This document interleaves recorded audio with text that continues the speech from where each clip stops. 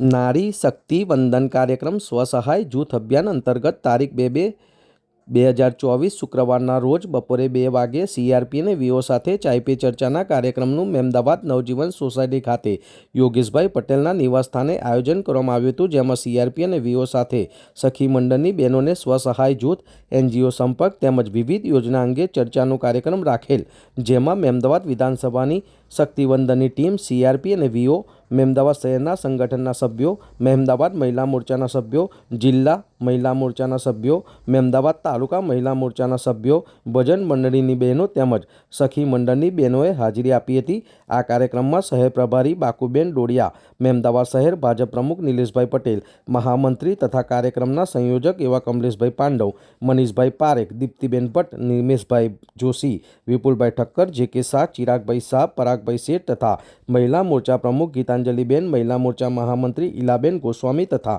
અલગ અલગ મંડળની બહેનો પારુલબેન શાહ, હર્ષિદાબેન ભાવસાર તથા તાલુકા પ્રમુખ અજબસિંહ ડાભી જેવા મહાનુભાવો હાજર રહ્યા હતા। આ પ્રસંગે બાકુબેન ડોડિયા, ગીતાંજલિબેન તથા ઈલાબેન તથા દીપ્તિબેન તથા હર્ષિબેનનાઓએ સરકારી યોજનાઓને જણાવી હતી તથા મહેમદાવાદ શહેર મહામંત્રી કમલેશભાઈ પાંડવ એડવોકેટ દ્વારા યોજનામાં કોઈપણ પ્રકારની તકલીફ ઉપસ્થિત થાય તો મારા તરફથી તમામ પ્રકારની મદદ કરવામાં આવશે તેવી બાંયધરી પણ આપી હતી।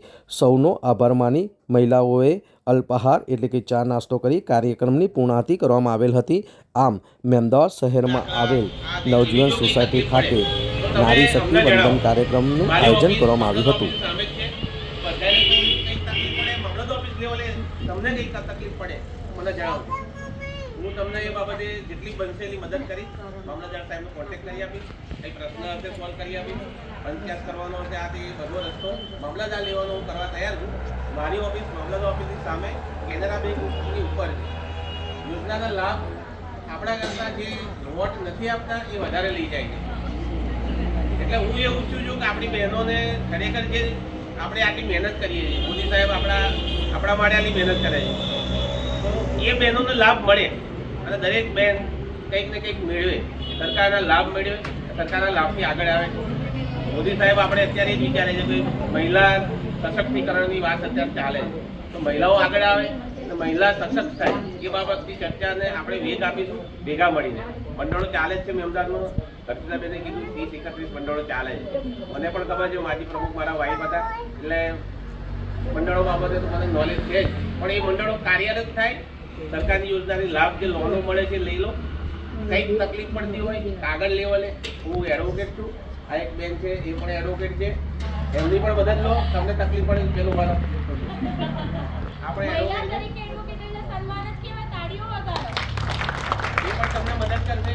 તમારે તો કોન્ટેક્ટ થતો જ હોય છે મામલતદારમાં, તમે ગમે ત્યારે કંઈ જરૂર પડે આવતા દાખલાની કે બીજા કોઈ કાગળોની ફોર્મ ભરવાની, નગરપાલિકામાં ચીફ ઓફિસરની અમે હંમેશા તત્પર છીએ, પણ તમે કંઈક માગશો તો કંઈક મળશે, માગ્યા વગર માય નથી પીરસતી એક કહેવત છે। મુસલમાનની બહેનો હું મોઢે સ્પષ્ટ કહું છું, 10 ટેબલે ફેરદે છે, હું ઊભો હોઉં છું મામલતદાર 10 ટેબલ આનું શું થાય આપણે તકલીફ જ એક છે કે કમલેશભાઈ આવે આપણને ઘરે આવે, ઘરે દાખલો આપે, અમે આપીશું, પણ ક્યારે તમે માગશો ત્યારે, બસ એટલી આશા રાખું છું।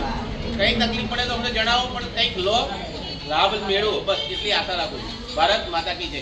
શું પરિચય છે તમારો ને શું હોદ્દો છે? હું પૂનમબેન નૈનેશભાઈ મહેતા, હું મહેમદાવાદ તાલુકા પ્રભારી છું અને મારો હોદ્દો મહેમદાવાદ જિલ્લા કારોબારી સંગઠનમાં છું। શું આજે આ કાર્યક્રમનો હેતુ હતો?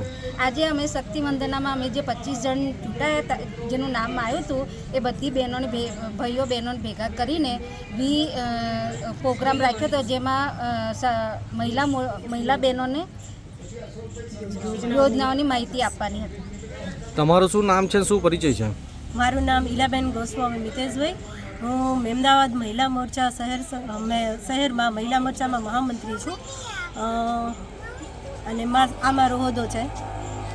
શું મહિલાઓને આજે લાભ થાય એના માટે આ કાર્યક્રમ રાખવામાં આવ્યો? મહિલાઓને જન્મથી લઈને એ વૃદ્ધ થાય છે ત્યાં સુધી નરેન્દ્ર મોદીની ઘણી બધી યોજનાઓ જે છે એ વિશે એમને વિસ્તૃતમાં માહિતી આપવામાં આવી અને જે આ યોજનાઓ છે એનો લાભ કેવી રીતના મેળવી શકે એના માટે એમને કઈ જગ્યાએ જવું એ પણ માહિતી અમે પૂરી કરી।